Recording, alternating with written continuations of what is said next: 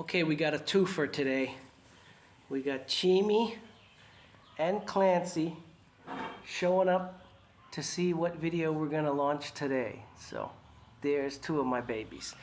By the way, I adopted two more rescues today.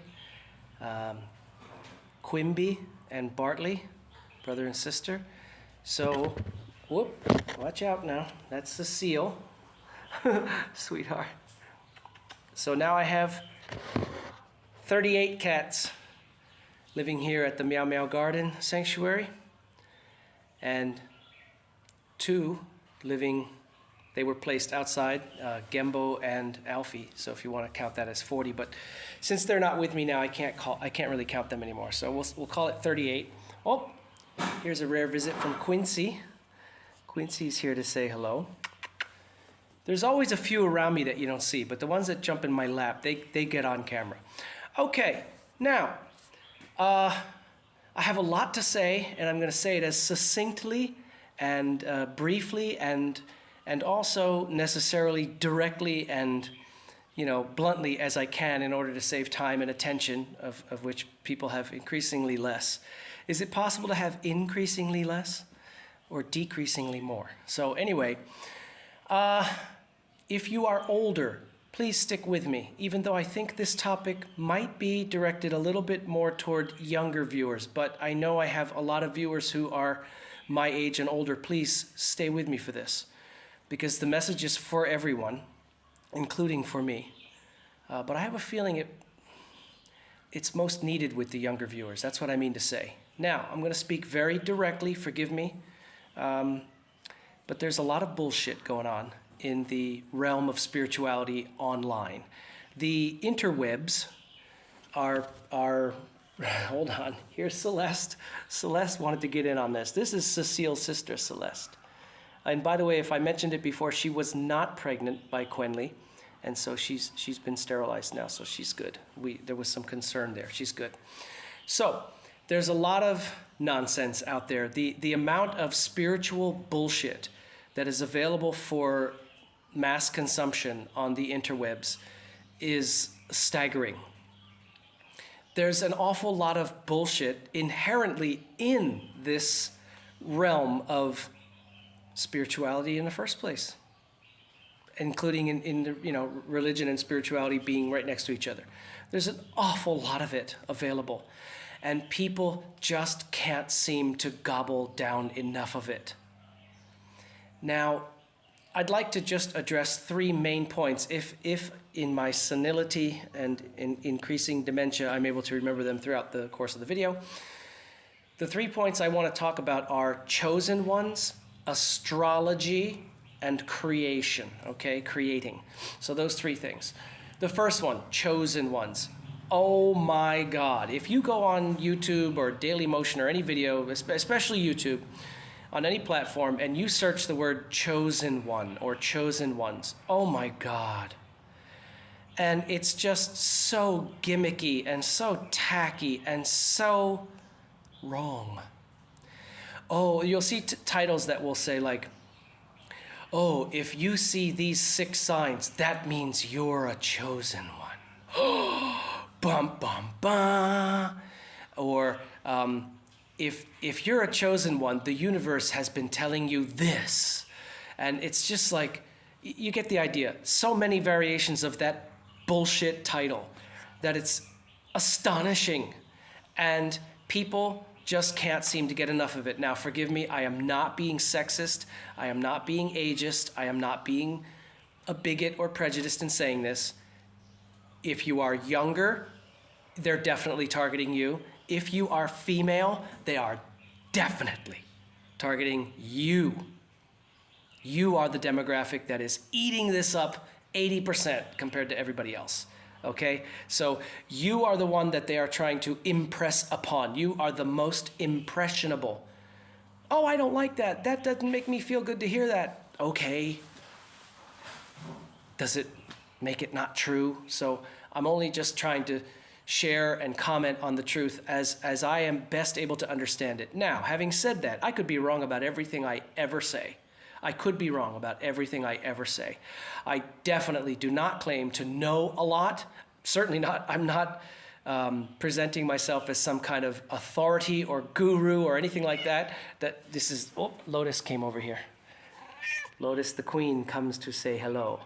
She is the queen of the entire clouder. My very first cat in Thailand and my second cat ever. My first one is 14 and lives in Florida. Okay, so, I've said many times, I have not and do not claim or infer or imply that I have mastered anything. And I don't know anything except that I don't know. And that's something, but it goes back to I know nothing, okay? And you might know better than me. And if you do, enlighten me. I am teachable. I am open to it. If I'm wrong about something, feel free to enlighten me on it, okay? But I'm sharing with you the gems along my journey, which is not your journey. It is different, but I'm saying, hey, here are the gems I found along my journey. Perchance, these may be of some use to you.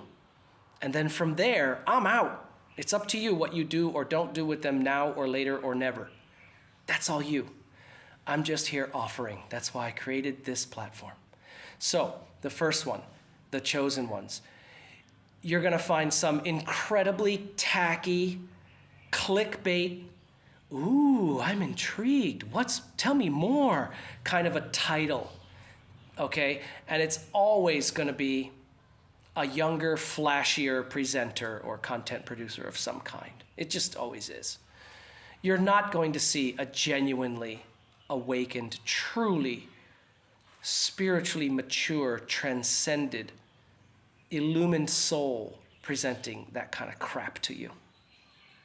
Because they wouldn't.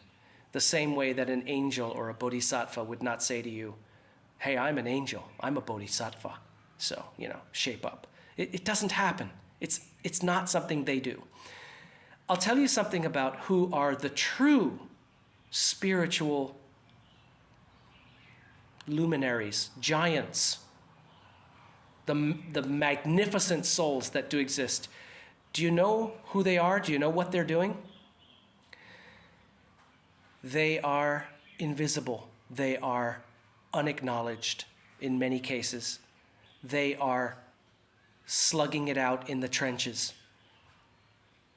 They are down in the dirt doing the hard, messy, unpopular, unacknowledged, unacclaimed, unpraised, unthanked toil in service to life, to others.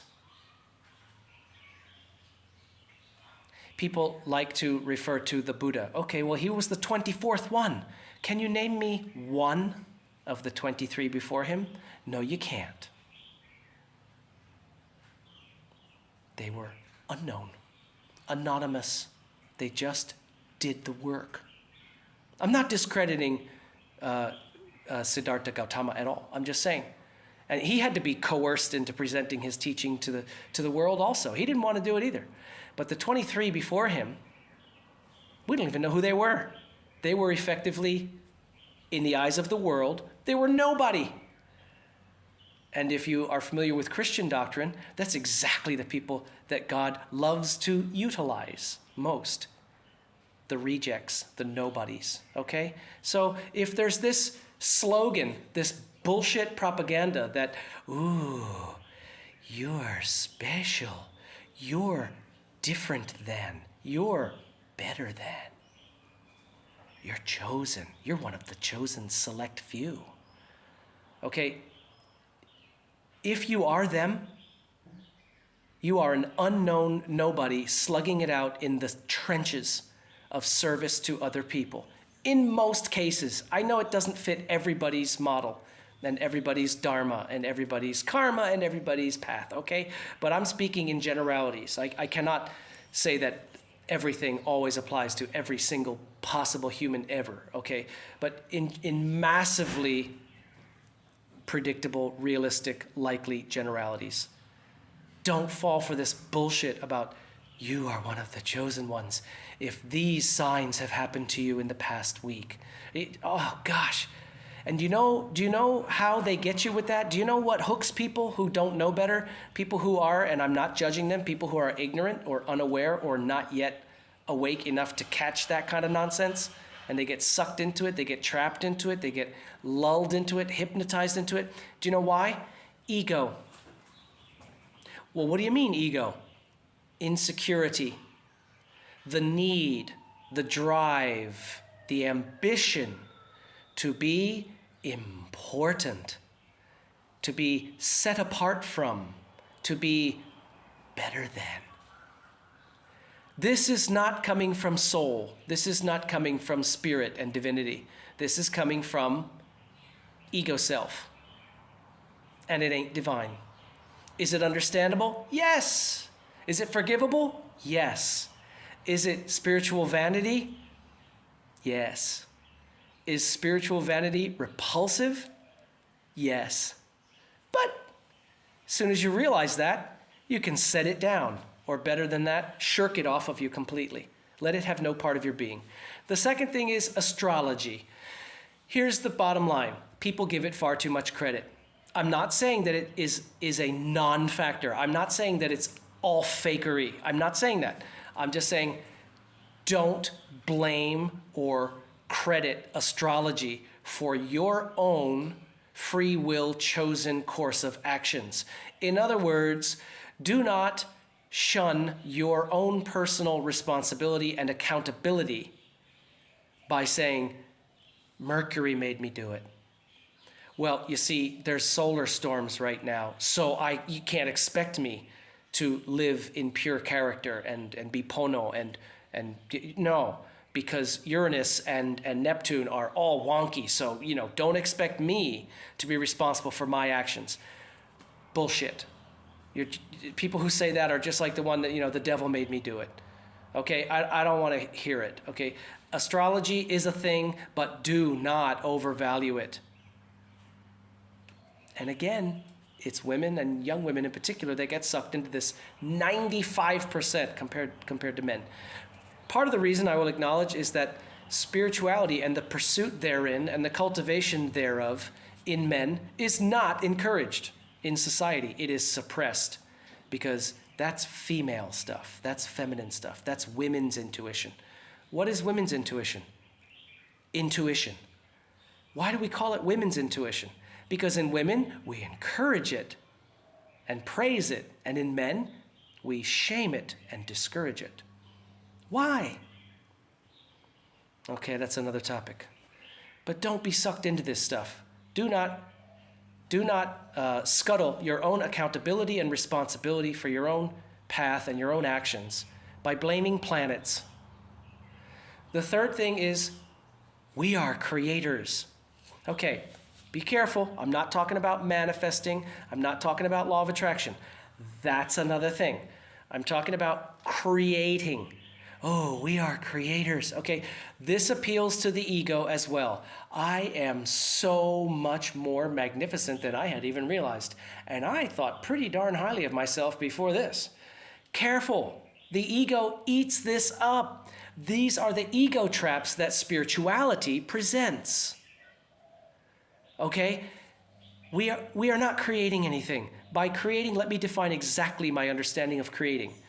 To bring about into existence something which did not exist beforehand and was brought out of nothingness into somethingness. I'm sorry, God does that.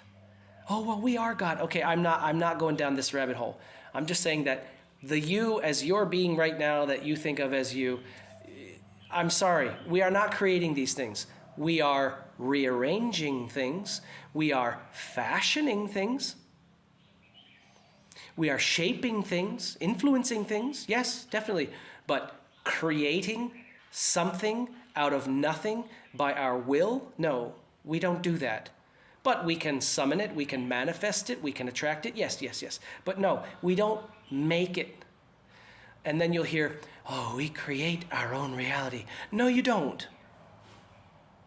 You create your own experience of reality by your mostly unconscious and to some extent conscious, I should say, mostly unconscious reactions and programming, and to a much lesser extent, let's say 10%, your conscious, willful responses. Okay? So, Shane, if you want to tear me to pieces, please be very kind and succinct in doing so in the comments. And if anybody else would like to tear me to pieces, go ahead, but just be kind about it and list the reasons, state your case very succinctly and clearly so that I can consider it. I am teachable. If I am wrong, I will be corrected, and happily so. Somebody asked me a while ago, what kind of partner do you look for in a girl? And the first thing I said was, and I'm not getting into a topic of that I'm looking for that, I'm not. But I said, you know what I really love? I love a woman who is profoundly more intelligent than me. I love that. I'm not one of those guys that looks for the dumbest, no way. The more intelligent she is, the more I revere her and esteem her and value her. So it would be incorrect to say, oh, well, you just need to be right. You just have to be, no, I don't need to be right. I must be accurate as possible, and I must absolutely, under all circumstances, be entirely authentic, even if I'm wrong. So I'm being entirely authentic, and I'm being as accurate as I'm able to be about my current understanding and beliefs, and I've shared them with you in 3 points. The spiritual delusion, or frankly bullshit, that is available for your mass consumption if you're into it, for this notion of being a chosen one.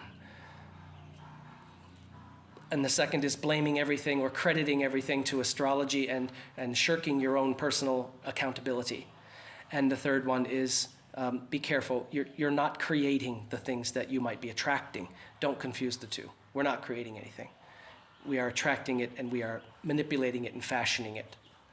Okay, so those are my 3 points.